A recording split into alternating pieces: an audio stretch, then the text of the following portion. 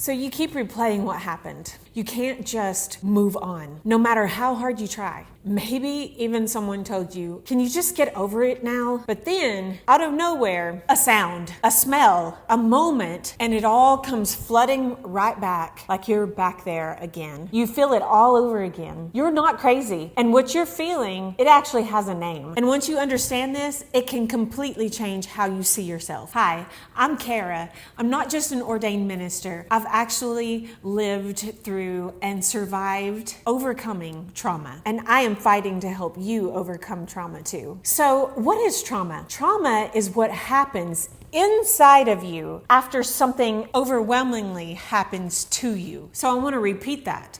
Trauma is what happens inside of you, inside of your mind and in your heart, because of something that overwhelmingly happened to you externally. It's not just the event, it's how your mind, your body, and your emotions respond, even after the event is over. And sometimes those responses don't just go away. Think about it like this. Have you ever had a physical injury, maybe from sports or a car accident, and even years later, it still hurts sometimes? You don't just get over it. Your body remembers what happens and it needs healing. Trauma works the same way, just emotionally and in your brain. But here's where this gets really important. This is how trauma might actually show up in your life today. You might overreact to small things, but you don't understand why. You shut down in conversations, even when you really want to speak up. You feel anxious, but nothing around you seems dangerous. Or you keep people at a distance, even though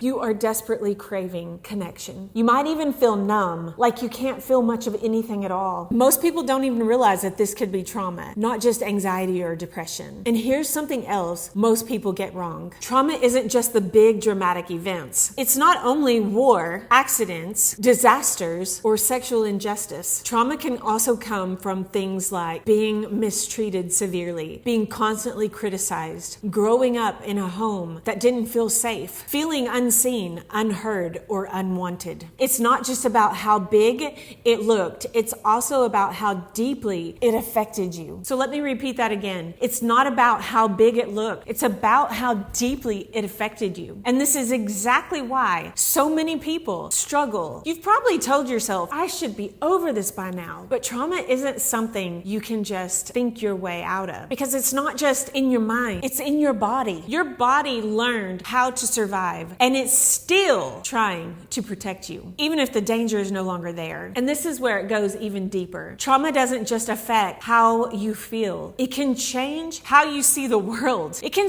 change how you see people. It can make you feel like everything is unsafe, unpredictable, and it can even make you doubt and question God.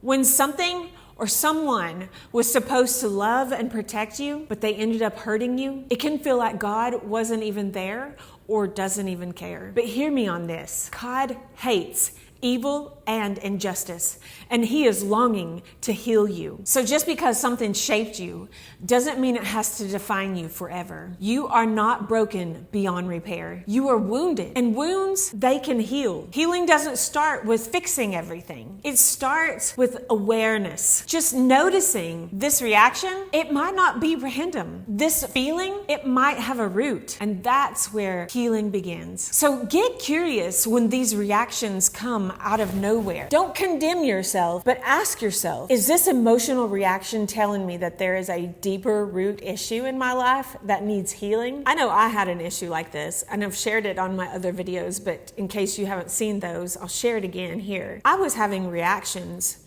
to my husband laying his hand on my shoulder in a peaceful, calm, loving, gentle way. I would have kind of like fight or flight reactions, like, oh, get your hand off of my shoulder. And I would feel like fighting. And I began to question, why is this happening? Because it wouldn't happen every single time. But sure enough, over time, every once in a while, it would rear its ugly head when he put his hand on my shoulder. Well, after I started asking questions, like I suggested you, getting curious about why these reactions are taking place, is there a root that needs healing? The Lord revealed to me that was the shoulder that I was held in bed. That was the shoulder that the man, a heavy hand, held on to. When that awareness came, that lost its power. I don't think it has ever reared its ugly head again. But also, my husband and I are aware, and he'll ask me, is it okay? Can I put my hand on your shoulder? And I say, yeah, it's okay. So